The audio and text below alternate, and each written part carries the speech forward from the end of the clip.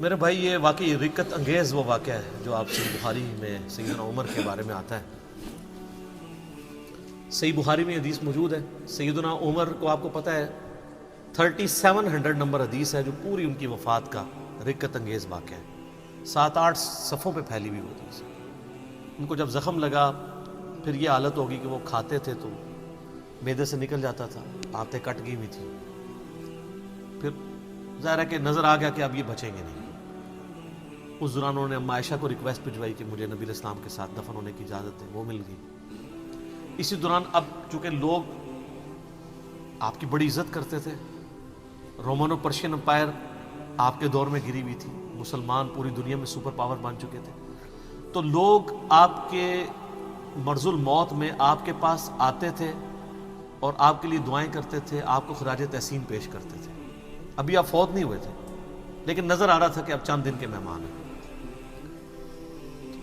صحیح بخاری میں آتا ہے کہ ایک نوجوان آیا، اس نے کہا اے امیر المومنین، اللہ تعالیٰ آپ پر رحم کرے، آپ نے پوری دنیا میں اسلام کا ڈنکا بجایا اور اللہ تعالیٰ نے آپ کی وجہ سے اسلام کو اتنی عزت دی، اللہ کے ہاں آپ کے لیے بہت اجر ہے، اور بڑے دعائیہ کلمات جو کہہ سکتے تھے۔ تو سیدنا عمر نے کہا کہ ان ساری چیزوں کے بدلے اگر اللہ تعالیٰ مجھے برابر چھوڑ بھی دے تو میں تب بھی اللہ کے اوپر راضی ہوں۔ اور ایک روایت میں بخاری کے آتا ہے کہ اگر مجھے پوری زمین کا سونا بھی دینا پڑے آخرت میں اپنے عذاب سے بچنے کے لیے، میں تیار ہو جاؤں گا۔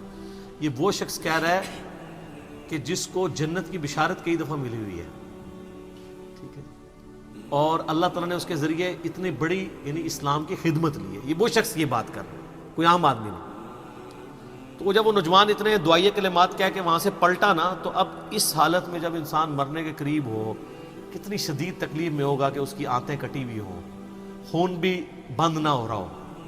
تو اگر معاملہ ہلکا ہوتا تو سیدنا عمر اس کو اوور لک کرتے تھے۔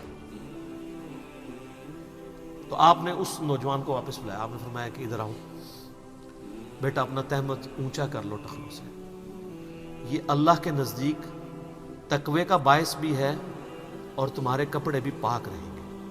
اس نے آگے سے نہیں کہا کہ حضور میں نے کوئی تکبر کے طور پہ لٹکایا ہوا ہے، یہ تو اس نے بات ہی نہیں کی۔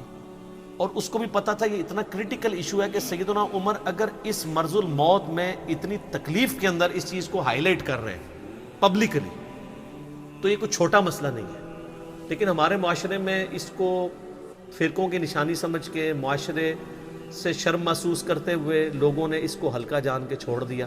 اور آج حالت یہ ہے کہ ہمارے بڑے بڑے علماء ٹی وی پہ بیٹھ کے وہ یہ کہہ رہے ہوتے ہیں انہیں جی تکبر نہ ہوئے تو خیر ہے، خیر ہے، خود بھی عمل نہیں کرتے، اس لیے کہ وہ اس کو کسی ایک فرقے کے ساتھ جوڑے بیٹھے ہوئے۔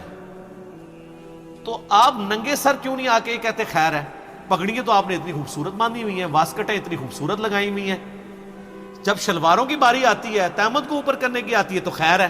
خیر تو یہ بھی آپ ٹوپی میں بھی آ سکتے تھے، اور برا نہ لگے تو لال رومال میں بھی آ سکتے تھے، لیکن چونکہ انہوں نے نشانی بنائی ہے دوسرے فرقے کی، تو دوسرے فرقے کو نیچا کرنے کے لیے ان کو سنت کا بھی خون کرنا پڑے جو واجبیت کی درجہ رکھتی ہے، ان کو کوئی آر محسوس نہیں ہوتا۔ بہت کریٹیکل مسئلہ ہے۔ آپ بخاری مسلم کی اگر احادیث اس حوالے سے پڑھ لینا، یقین کریں آپ کانپ اٹھیں گے۔